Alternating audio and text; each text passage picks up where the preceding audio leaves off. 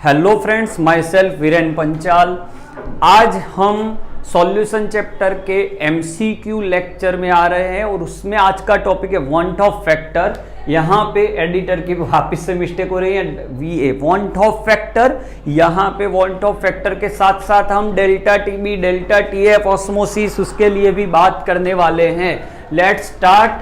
Want of factor क्यों useful है, कब उसको यूज करना है, वो सब आप टेक्स्ट बुक में पढ़े हो।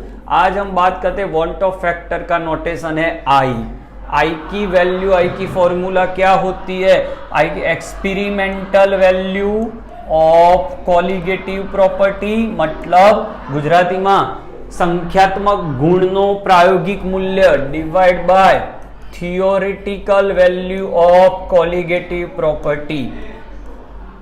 Okay, normal molecular mass divide by abnormal molecular mass, normal divide by abnormal, normal molecular mass divide by abnormal.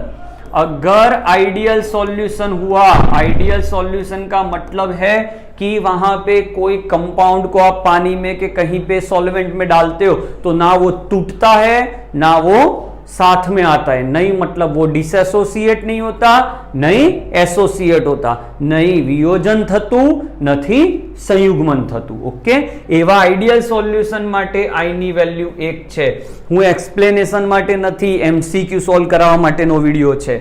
अगर आपके पास डिसएसोसिएशन होता है, मतलब गुजराती में कहूं बेटा तो वियोजन थाय तो आई नी वैल्यू 1 थी मोटी थाय। अगर एसोसिएशन होता है मतलब अंदर दो मॉलिक्यूल डाले, अंदर जाके वो डाइमराइज हो जाए, साथ में आ जाए, तो क्या किया जाए, मतलब संयुग्मन के सुयोजन थाय तो आई की वैल्यू 1 से कम होती है।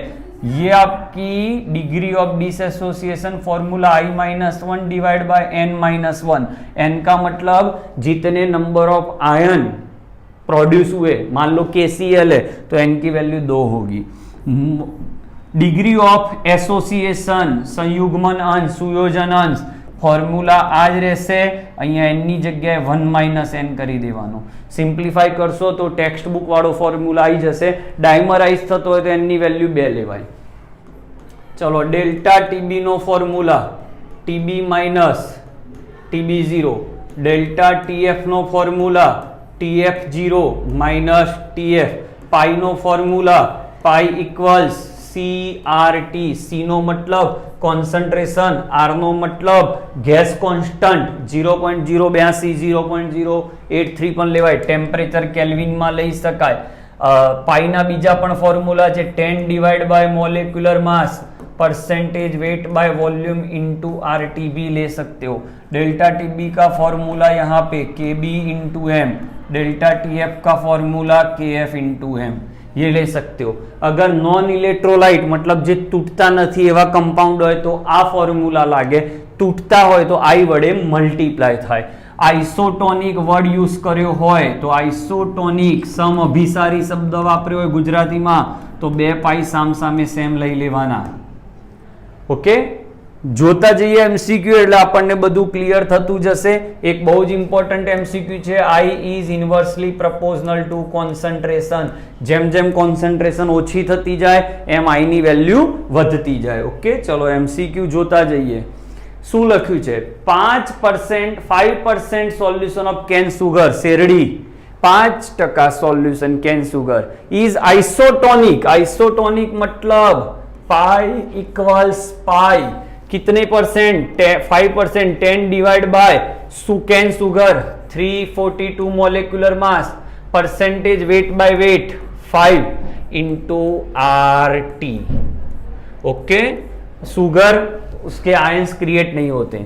विथ 1% सॉल्यूशन ऑफ X तो वापिस से 10, उसका मोलेकुलर मास आपको गिवन नहीं है, उसका परसेंटेज 1 ये गिवन है, इंटू RT। ये नॉन इलेक्ट्रोलाइट है, नहीं लिखा है तो इलेक्ट्रोलाइट होता विद्युत विभाज्य होत लाइक NaCl तो 2 થી मल्टीप्लाय करत Na+Cl-, પણ અત્યારે નહીં થાય મલ્ટીપ્લાય। RT કેન્સલ, સોલ્વ કરજો, આન્સર મળી જશે।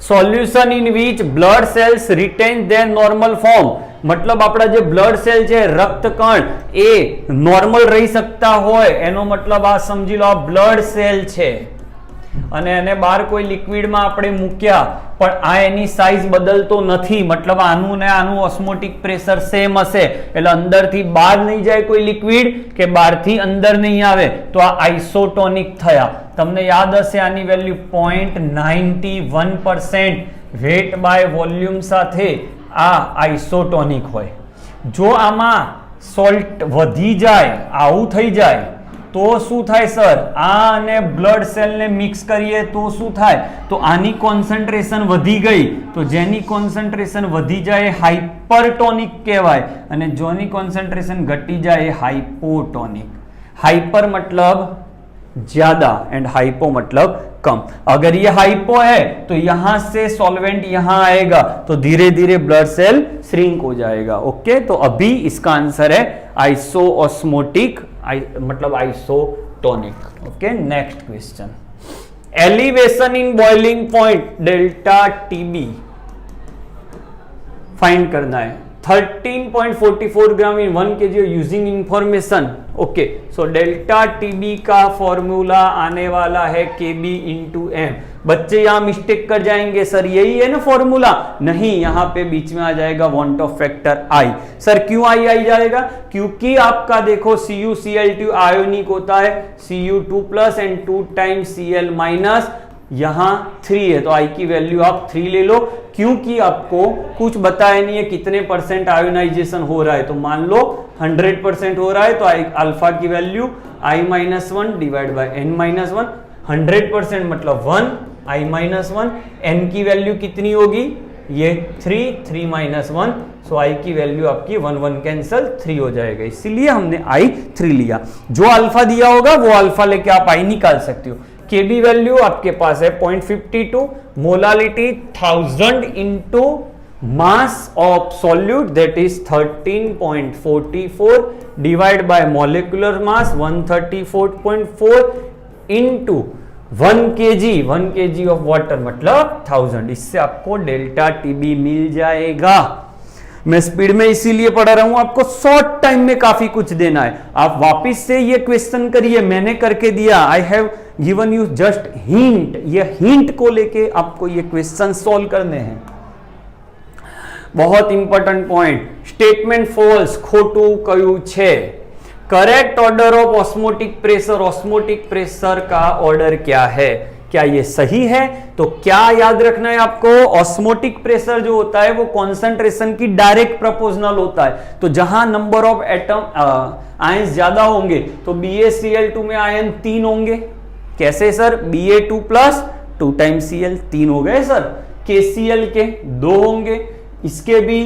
2 होंगे तो सर ये क्यों गलत है ना नहीं है गलत क्यों क्योंकि KCl स्ट्रॉन्ग इलेक्ट्रोलाइट है मतलब उसका 100% आयोनाइजेशन होता है मतलब पूरे 2 मिलते हैं बट यहां ये वीक इलेक्ट्रोलाइट है मतलब पूरे 2 नहीं मिलेंगे इसको अल्फा से मल्टीप्लाई करोगे तो ये वैल्यू कम हो जाएगी सुक्रोज आप देख सकते हो सुक्रोज का तो आयोनाइजेशन होता नहीं है तो ये स्टेटमेंट करेक्ट है जिसका नंबर ऑफ आयन ज्यादा उसकी पाई ज्यादा next osmotic pressure of solution is given by this formula yes this is right Raoult state that રાઉલ્ટનો લો શું કહે છે vapour pressure of component over a solid proportional to its mole fraction એટલે શું vapour pressure એના mole fraction થી directly proportional છે Raoult સાચું કહે છે two sucrose solution of same molality same different solvent differ करे छे सॉल्वेंट डिफर करेंगे तो उसकी KF वैल्यू डिफर कर जाएगी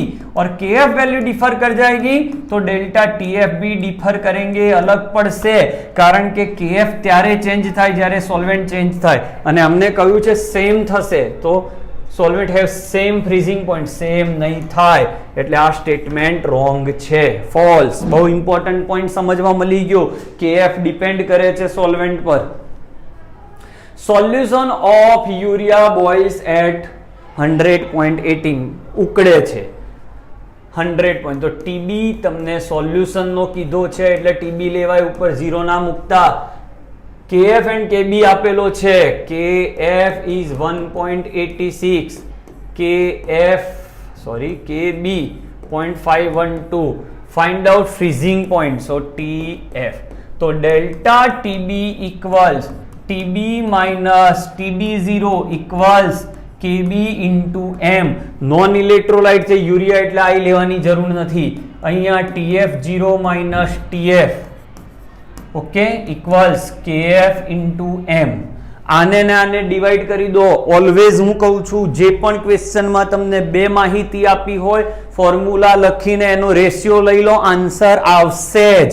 આનો નાનો રેશિયો લો. TB ની વેલ્યુ 100.18, TB0 100, TF0 0 હોય ફ્રીઝિંગ પોઈન્ટ, TF આપણે ફાઇન્ડ કરવાનો, molality cancel, KB value 0.512, KF value 1.86, simplify કરી દેજો. છે ને મસ્ત ક્વેશ્ચન્સ બધા, બહુ ક્વોલિટી ક્વેશ્ચન્સ આવી રહ્યા છે. Next, solute freezing point decrease by point, so delta TF is this.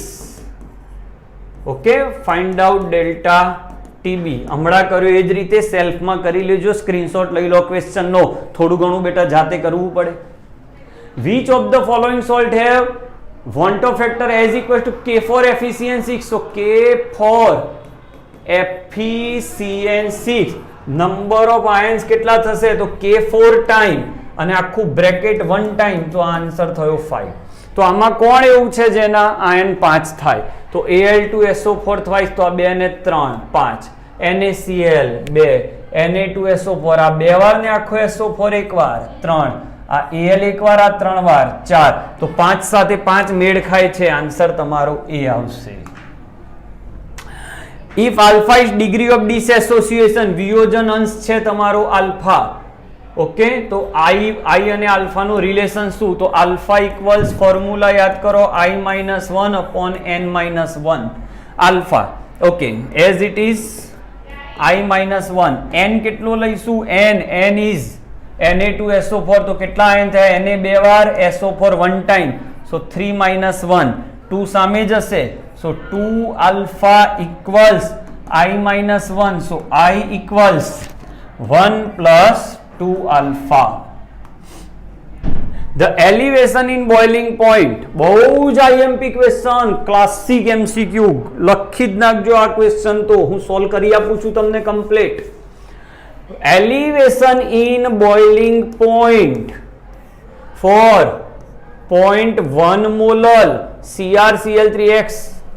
Okay, KB I આપણને ખબર નથી, I લેવું પડશે, CrCl3 છે, is 2 times that of 0.0 delta TB.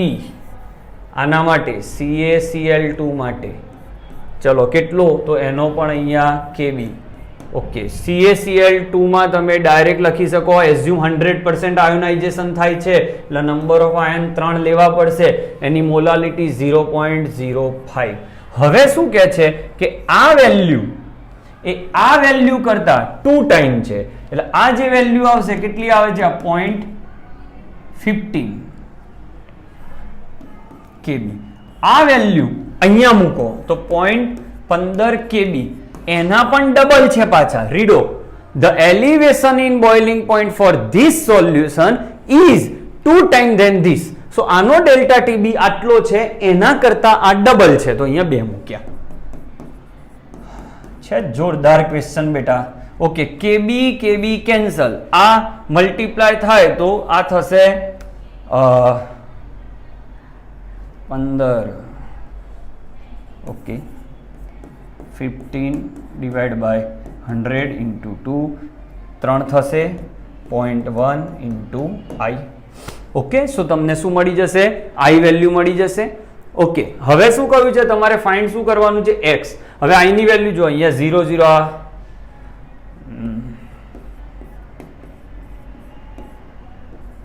0.3 divide by 0.1 equals I equals 3. હવે આયોનાઇઝેશન તમારે કેટલા? I કેટલો આવ્યો છે તમારો? 3. અહીંયા 3 આન્સર લાવવા, 3 આયન્સ મોલેક્યુલ ડેવલપ થાય છે. અહીં X ની વેલ્યુ શું હશે? તો X કેટલો લઈએ કે જેથી તમારા આયન્સ 3 ક્રિએટ થાય? તો 3 આયન બનાવવા માટે એક એક બ્રેકેટ પોતે એકવાર લેવું પડશે ને 2 વાર Cl લેવા પડશે તો જ નંબર ઓફ આયન 3 થશે. બ્રેકેટ 1 ટાઈમ, આ 2 વાર. હવે તમને અહીંયા Cl કેટલા આપ્યા છે? 3. અહીંયા 2 જતા રહે એટલે અંદર કેટલા Cl આવશે? 1. હવે કોઓર્ડિનેશન કોમ્પ્લેક્સ ચેપ્ટરમાં તમને ખબર છે કોઓર્ડિનેશન નંબર સવર્ગાંક 6 કરવાનો છે તો આ એક વાર આવી ગયો તો બીજા 5 શું હશે? એમોનિયા. તો 5 એમોનિયા હોય તો આ એક્સ વેલ્યુ કેટલી હશે તમારી? 5. બહુ ક્લાસિક. આ ક્વેશ્ચન ફરીથી રિપીટ કરજો, ક્વેશ્ચન સમજાવું બેટા. આની વેલ્યુ કરતા ડબલ છે. આની વેલ્યુ લાવી દીધી, એ વેલ્યુ મેં અહીંયા પુટ કરી 2. આઈની વેલ્યુ લાવ્યો 3. 3 આયન ડેવલપ થવા જોઈએ. 3 આયન ડેવલપ કરવા બ્રેકેટ એક વાર, નેગેટિવ આયન 2 વાર. પણ આપણી જોડે Cl 3 હતા તો 2 Cl બહાર મૂક્યા, 1 Cl અંદર મૂકવો જ પડે. ટોટલ તો 3 લેવા જ પડે. હવે કોઓર્ડિનેશન નંબર 6 કરવો છે એટલે અંદર 6 લિગેન્ડ હોવા જોઈએ. એમાં એક લિગેન્ડ Cl આવી ગયો છે તો બાકીના 5 ammonia. Okay, one more time. Isotonic મતલબ પાઈ ઇક્વલ્સ પાઈ. આ પાઈ ગ્લુકોઝ નો લઈશું અને આ K2SO4 CRT. Glucose non electrolyte એટલે એમાં આઈ નહીં લગાવવાનો, આમાં આઈ લાગશે. RT કેન્સલ થશે. આઈ ની વેલ્યુ ફાઇન્ડ કરવાની છે, પરસેન્ટેજ એ પછી લાવીએ. સી ની વેલ્યુ K2S 0.004 છે. આની સી વેલ્યુ, ગ્લુકોઝની સી વેલ્યુ 0.01 છે.